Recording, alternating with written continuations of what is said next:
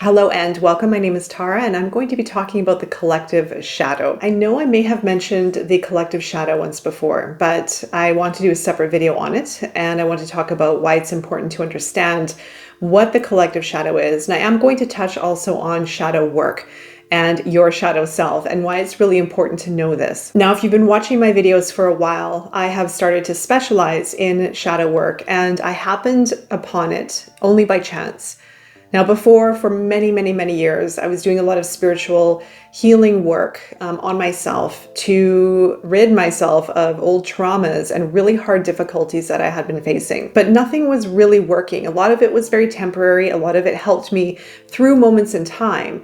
But I felt that I really needed to get to the root cause of why I was feeling that way. And from I guess maybe a mental standpoint, having that clarity within the mind really was something I was searching for. I didn't feel that I was getting clear with why I was feeling the way that I was, what was causing the depression, the really hard, difficult energies that I was facing. And so I guess this has been my path. I guess this has been my path to fine-tune my practice and find the area that I want to focus on. And so here we are working on the shadow. Now, first I want to talk about what the shadow is. And I've talked about this in other videos, but I want to keep reiterating it because it is really important to understand. I am going to just touch on what the shadow is, and then I'm going to go into the collective shadow and why this is such an important aspect of ourselves and why we really need to focus on it for real change. Now, the shadow aspect of ourselves is an aspect that we all have.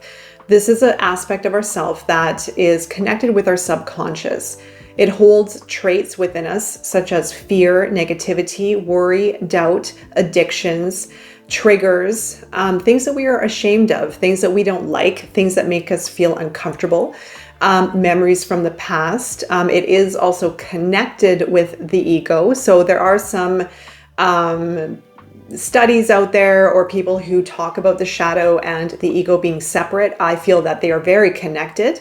I feel from my experience, from working with others, I feel the ego can feed into the shadow and amplify some of our shadow traits, such as anger, possessiveness, identity. So it very much is there are two connected entities that we have within ourselves that feed off of one another, can magnify certain traits that we have within us that we aren't exactly proud of. Now, I want to say, first of all, do not be ashamed of any of your negative aspects. There is no such thing as bad or good in the way that our society has deemed it. We live off a society that rewards good behavior because there isn't a system in place to help and to change the bad behavior in the right way. So we naturally look at bad behavior as being criminal, as being unacceptable, as being rejected by society.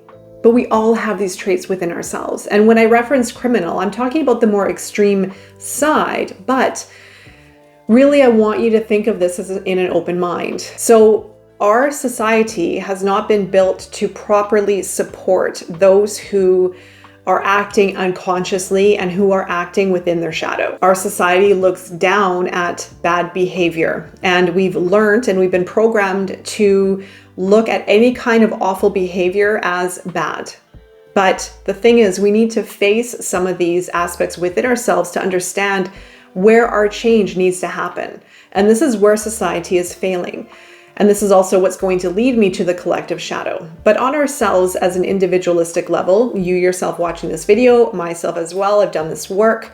This is where you yourself will gain the most value for self-development, healing, so that you can liberate yourself of the energies, of the shadow aspects that have been holding you down, that have been weighing you down, that have been getting in the way of you feeling fulfilled and living life to your fullest. And a lot of these energies come from our subconscious. So I will, again, reiterate some of the things that I've said before. When we've gone through traumas, when we've gone through being a human being, being raised, being put in an institutional system called our educational system, when we've been influenced by society, when we've had cultural influences, we develop patterns within ourselves that form our belief system. Some are good, some are not so great. The ones that are not so great are definitely going to influence our shadow self. Are again fears, negativity, worry, doubt, feelings of low worth, stress, anxiety, low confidence. They all come from our shadow. These are areas that we may not understand where exactly they are coming from, but the point of shadow work is to connect the dots. To connect the dots with, why am I feeling this way? Where is it coming from? Or how have I been influenced in a certain way to feel this way about myself? Really getting true and honest with ourselves. If we feel a certain way, there's a reason for it, and you can find out what it is. We can change everything if you want to. Now, I said that because the ego likes to hold on to these traits and these beliefs that we have within us.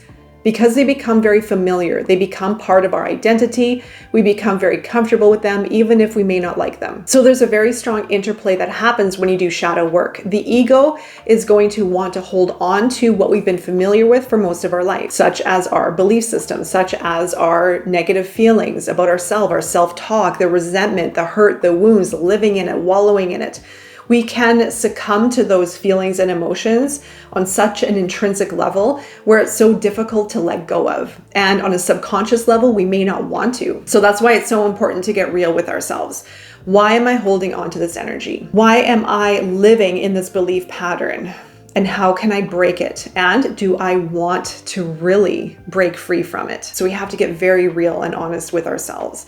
And there are many different steps to go through to create that separation of where we were, our shadow self, and moving into a new reality altogether. So now that I've outlined a bit of the shadow self, as I mentioned, it is an aspect within ourselves, within our psyche, that holds onto a lot of belief systems that are negative, that hold us down, that weigh us down, and that can also influence our behaviors, how we react to certain situations, or how we internalize certain situations that we face throughout our life. Now, when we talk about the collective shadow, this is the bigger shadow that, well, you can see it. I mean, this goes back in history. This is the shadow aspect that is more on a collective level, right? The collective shadow. So when we have these negative traits within ourselves and we haven't addressed them, and we're allowing the negative traits and our subconscious to operate us, rather than being aware and being in a conscious state of how our subconscious is influencing our behaviors.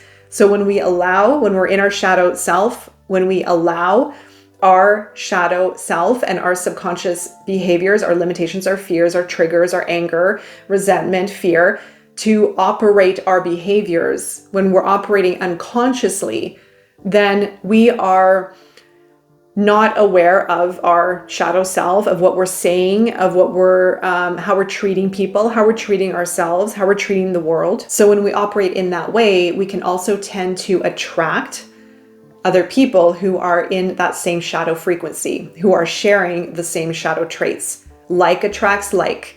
This is the law of attraction. So when we're in that shadow trait and when we're allowing it to operate us, so we're operating through our unconscious behaviors, then we are naturally going to attract like behaviors and people, right? So we're going to attract those who are operating in that same frequency and share the same shadow traits. So you can think of groups that might like to gossip, that may like to cause a bit of problems, some trouble. They might like to drink a lot and get out of control. Those are the more tamer aspects of the shadow collectives. Now we can get into the more extreme side of the shadow collective, which is acts of violence. You know, when you can think of war, when you can think of bigger problems in the world that require larger groups to carry it through. That comes from the shadow collective. And when there are many people who are operating unconsciously, those unconscious behaviors are feeding off of one another. And it's very programmable. When people are not conscious and not aware, they can easily be programmed and influenced to behave that way. That is acceptable and that is okay, and they feed off one another and they're supported to carry through acts of violence or whatever that case may be on that collective level. So why this is important to know is the way to change this world is to work on our individualistic self, on our self. And if you're doing your inner work, your healing journey, your light and your stepping into more of your authentic self and diminishing your shadow. And here's the thing. I feel, will always have a bit of our shadow self unless we reach true enlightenment, which can happen. It may happen in this lifetime, it may not. But the key is to maintain balance and equilibrium between the two frequencies. If we are in too much light, it is unsustainable. If we are in too much dark, it is unhealthy. So really the purpose is to find a balance between the two. And if you go a little bit off balance in one or the other, that's okay, because you're going to be conscious and aware of dipping into too much of those frequencies and maybe what it may do for you and how you can find your balance again, what you can do to work through those energies to find your balance. And that really is the key. I don't want to discourage anyone who's working towards a state of enlightenment. I want to encourage you to find your balance first and to feel okay when you're going into the difficult times, because this is part of the process that we're in right now. And by maintaining that balance, you are going to align more with your authentic self, and you are going to raise your vibrational frequency. You are going to rise into a higher level of consciousness, and you yourself are going to influence others in an indirect or direct way. You may be saying, well, how do I change that collective shadow? How can I do my part to positively influence or impact that collective shadow? Well, as I just mentioned, it's through your frequency and your work that can indirectly or directly influence that collective shadow, one by one by one. It is really one by one doing the inner work. So if you are doing the inner work and you are witnessing change and you are becoming a different person because of it, that is going to send a ripple effect outward. That's how this works. And it will touch people in ways that we might not even see, we might not even realize. But by being in a understanding, compassionate, and conscious state, then we will be aware of other people. We will know how to work with them and how to understand where they're coming from and maybe offer more compassion or empathy towards a person who's never felt that before. This is a process, and it is all around patience and taking time through this. It is not an overnight exercise. It is not a linear process at all. It is a dance. It's multidimensional. And the more that you go into this and dig within yourself, the more you will discover. But the big one that we really need to pay attention to is that collective shadow. It is the awareness of it and being aware of how we can do our part. Everyone has their own individual story and timeline, of course, but we all have the ability to create great change starting from within here. So I hope this video offered you some guidance and insight into the collective shadow, maybe more into your own shadow and what this means. If you are liking this content and enjoying these discussions, join me on Patreon, where I have the inner circle and we talk about these things every week. So if you would like to be part of that, I will leave the link below. Make sure to find me over there. And I'm wishing you all the best throughout your transformative journey and beyond.